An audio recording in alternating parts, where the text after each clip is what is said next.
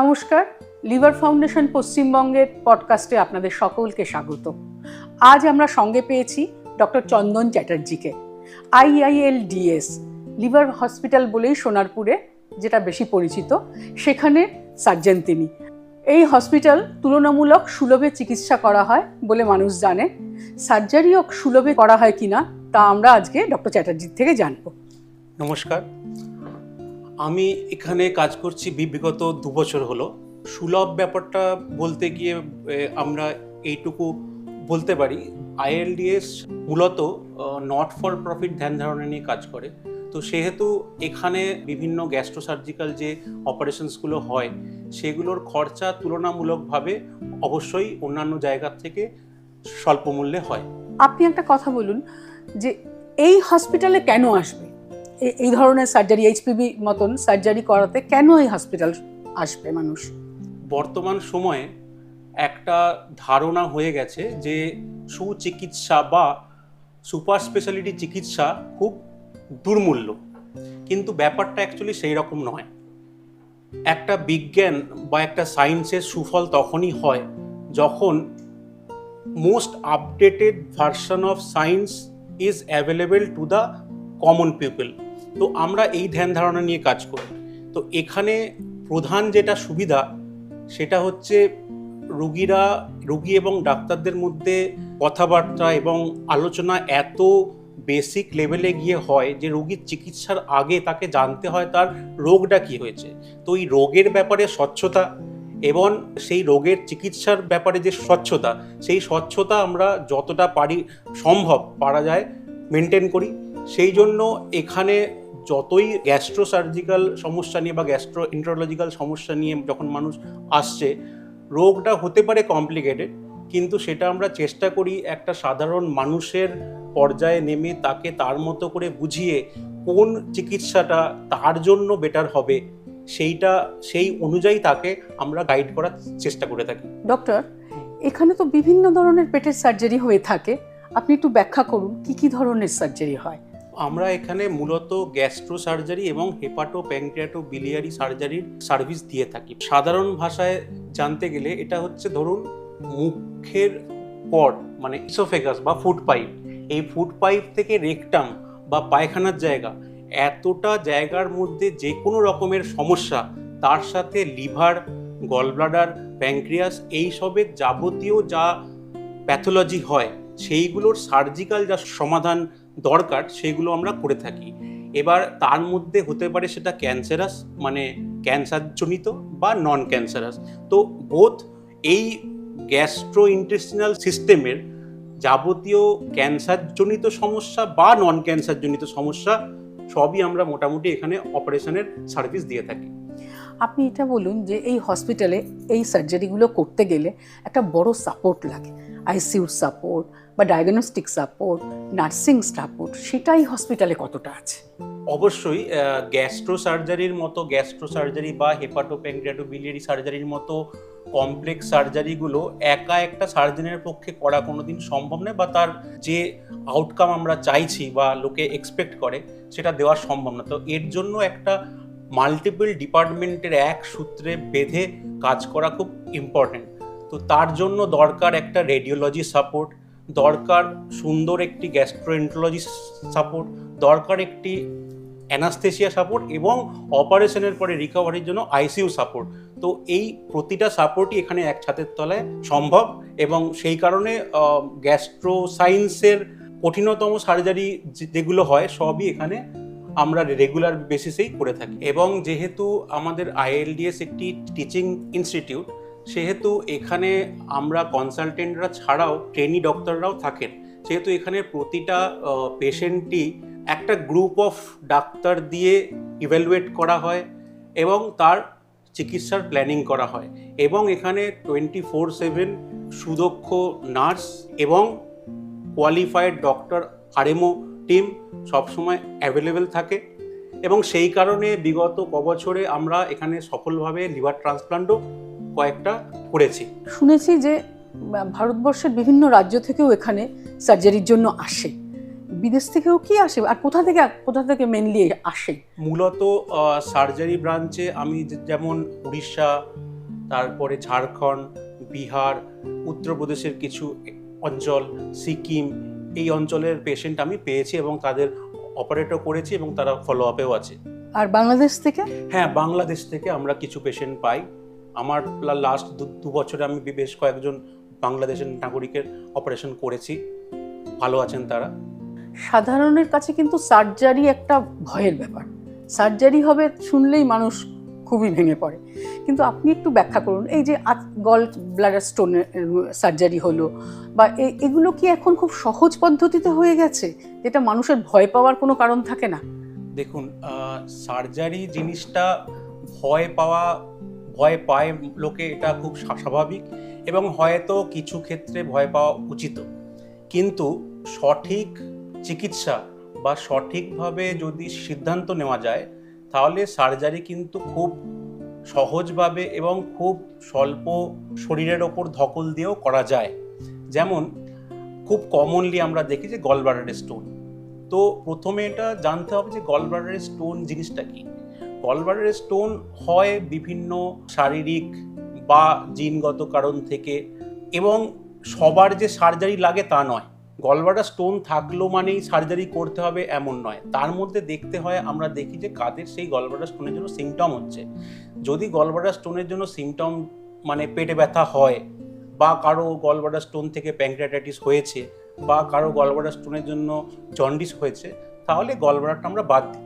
এবার এই gall bladder বাদ দেওয়ার জন্য যেটা সহজেই বলা হয় যে মাইক্রো সার্জারিতে গল ব্লাডার, ল্যাপ্রোস্কোপিক কোলেসিস্টেক্টমি বা মাইক্রো সার্জারিতে গল ব্লাডার এখনকার দিনে একটা খুবই সুচারু অপারেশন। এবং যদি সঠিক জায়গায় এবং সঠিকভাবে সুদক্ষ ডাক্তারের হাতে হয় তাহলে এটা খুবই স্বল্প সময়ের মধ্যে মানুষ সুস্থ হতে পারে। কিন্তু দেখতে হবে যে সেই অপারেশন বা সেই সার্জারি যেন ট্রেন্ড প্রফেশনালকে দিয়ে করানো হয়। IILDS এ এখন পর্যন্ত আপনার কাছে কঠিনতম সার্জারি কোনটা ছিল?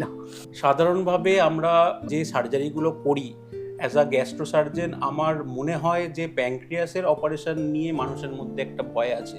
যে আমি অনেক পেশেন্টকেই বলতে শুনেছি যে আমরা তো শুনে এসেছি প্যানক্রিয়াসের অপারেশন করলে বাঁচে না কেউ।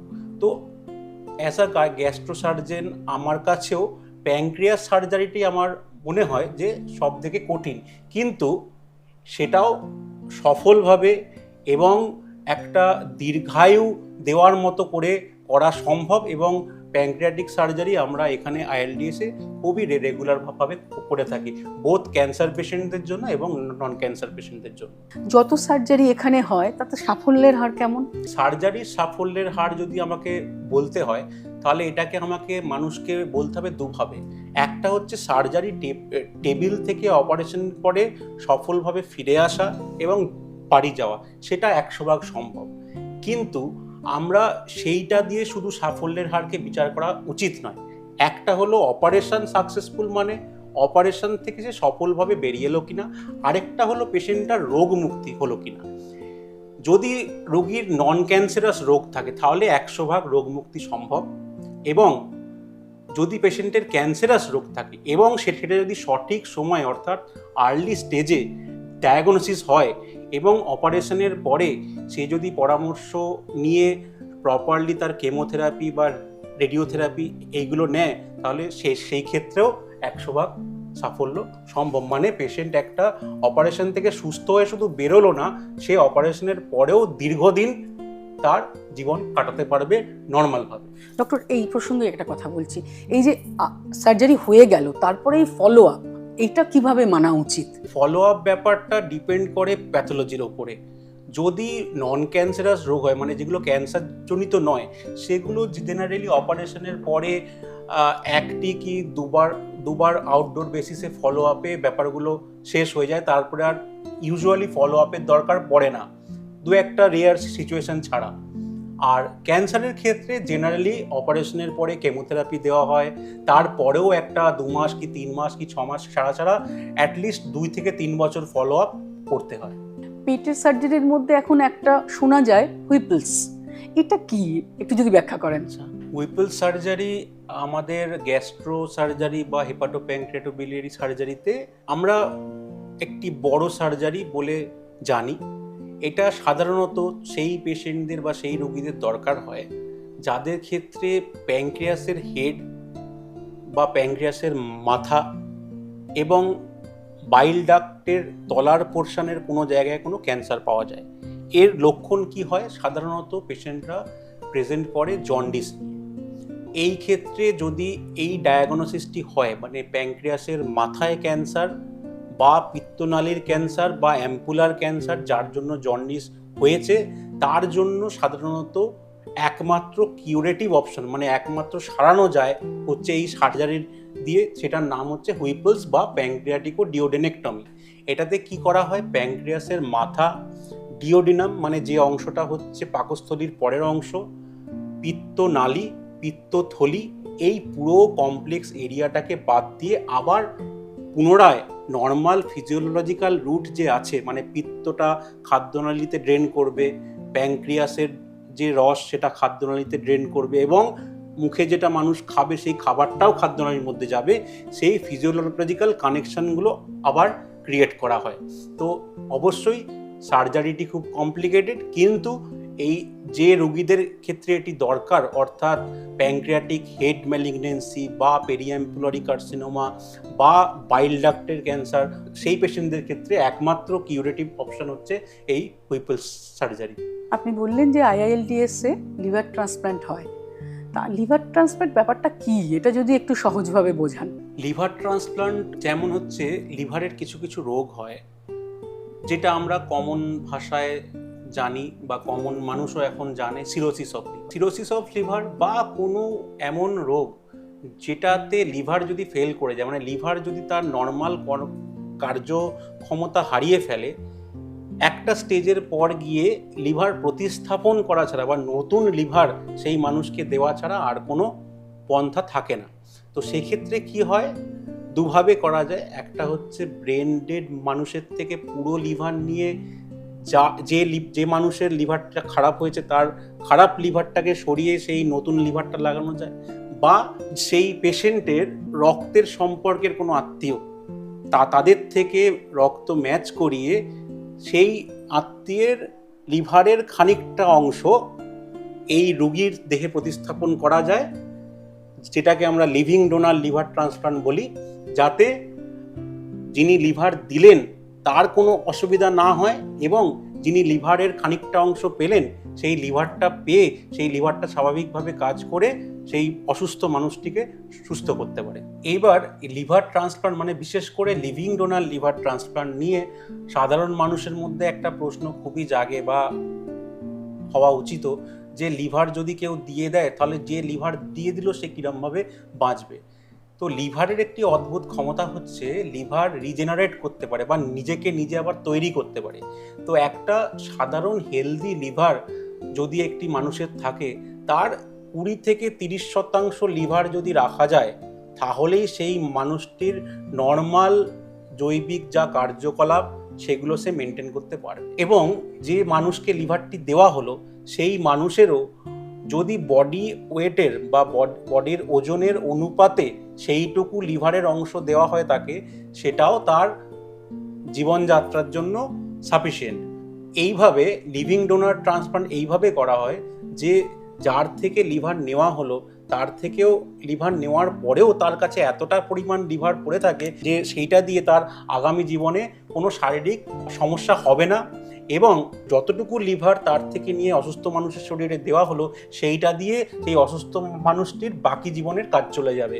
খালি যেহেতু একটি অন্য লোকের লিভার তার শরীরে দেওয়া হচ্ছে, সেই জন্য কিছু ওষুধপত্র তাকে সারা জীবন খেতে হয় যেগুলো তার ইমিউনিটিকে কমিয়ে রাখে, যাতে একটা অন্য মানুষের লিভার তার শরীরে গ্রহণযোগ্য হয়। এই ওষুধগুলো খাওয়ার জন্য কি হয়, যিনি লিভার পেলেন সেই মানুষটিকে 2 থেকে 3 বছর একটু কিছু কিছু সাবধানতা মেনটেন করে চলতে হয়। ডক্টর চ্যাটার্জির কাছ থেকে আজকে আমরা সার্জারির অনেক জরুরি তথ্য জানতে পারলাম। এরকম পডকাস্টের জন্য আপনারা চোখ রাখুন লিভার ফাউন্ডেশন পশ্চিমবঙ্গের ইউটিউব চ্যানেলে।